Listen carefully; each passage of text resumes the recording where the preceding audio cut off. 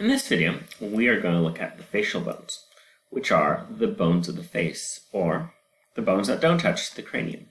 Remember, the cranial bones were the ethmoid, sphenoid, occipital, temporal, frontal, parietal.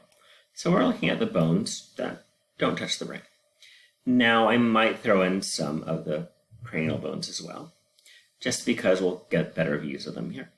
Now, this will play and then stop it. Left, right, rotate it. And that's what I'm going to be doing, is just grabbing it and rotating it and spinning it around. We have several hotspots that are actually in the right place on this one. We're going to just click on, you can click on them and it will show you the structures. It'll zoom in. And most importantly, I'm going to click on the zoom mode so we'll see a larger version of everything. So, the facial bones are the bones that make up the face. The mandible here is the one that makes up your lower jaw. Maxilla makes up your upper jaw. Now, if I rotate it a little bit, it also makes up the roof of your mouth, which is called your hard palate. So it makes up about 2/3 to 75% of your hard palate.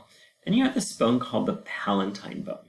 It's actually a really weird bone. It's going to come up, makes up the posterior lateral wall of the nasal cavity.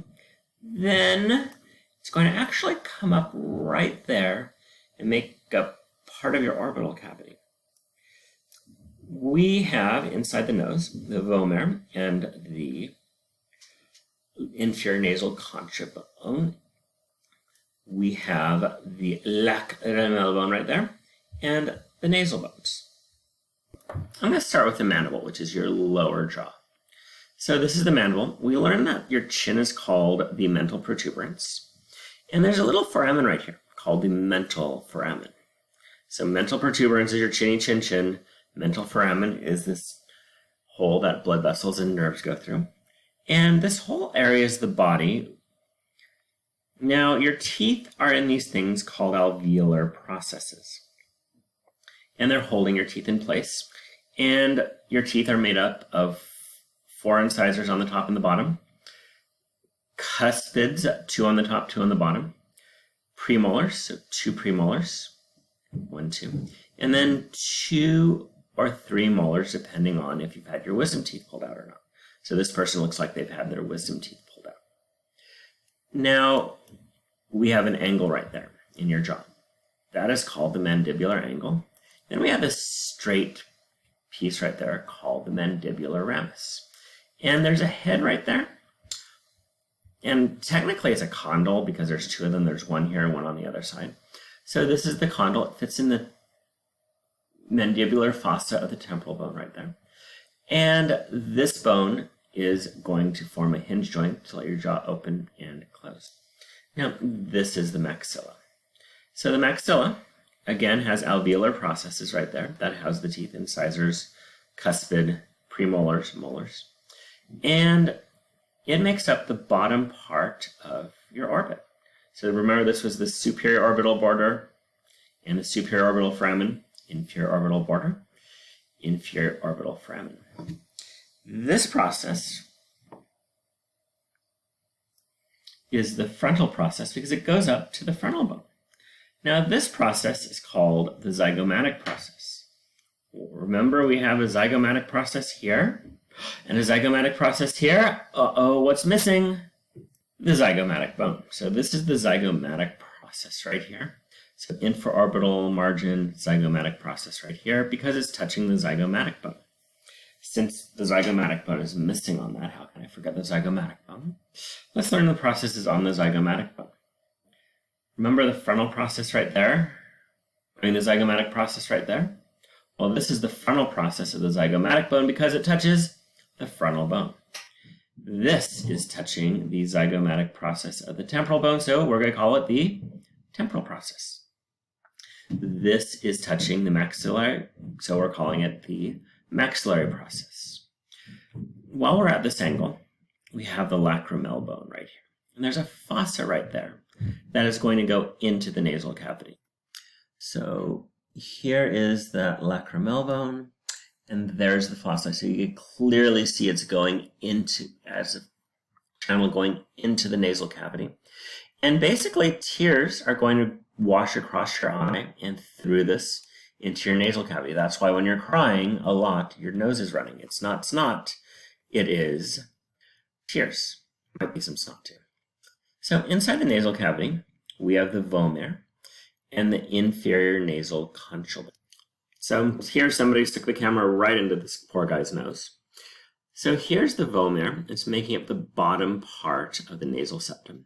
So this is the perpendicular plate of the ethmoid.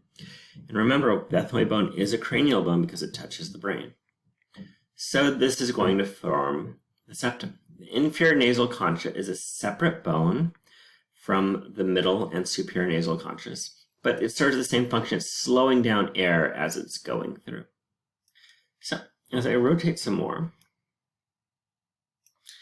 here is the maxilla, and this is the palatine plate or process because it touches the palatine bone.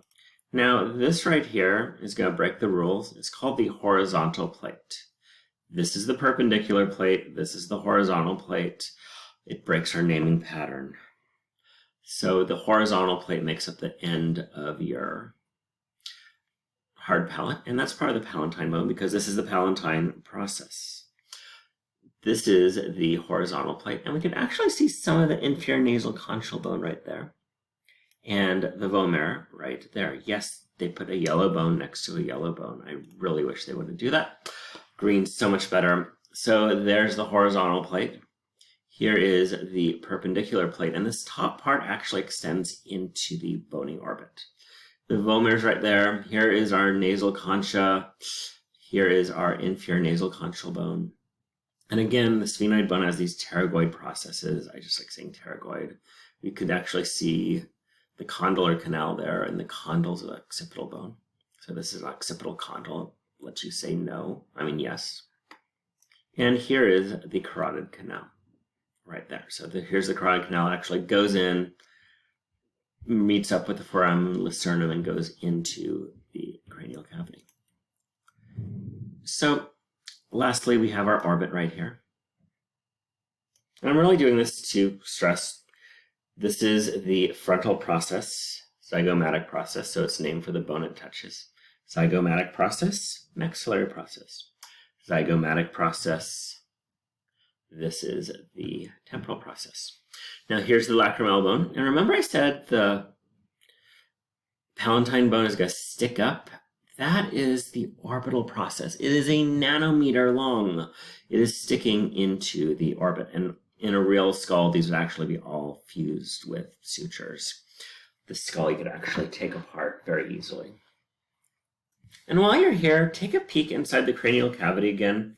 It's a slightly different view. So you could see the carotid canal coming in. It's actually meeting up with the foramen lucernum on the bottom if your teacher's teaching you that. I avoid the foramen lucernum like the plague. We could see the 3 foramens right there. We could see the cristagallian cerebriform plate fetters in the hypoglossal canal. So take a look at this view also. So find these on your own. Then go to the mouse over models, find them on the mouse over models. Thank you.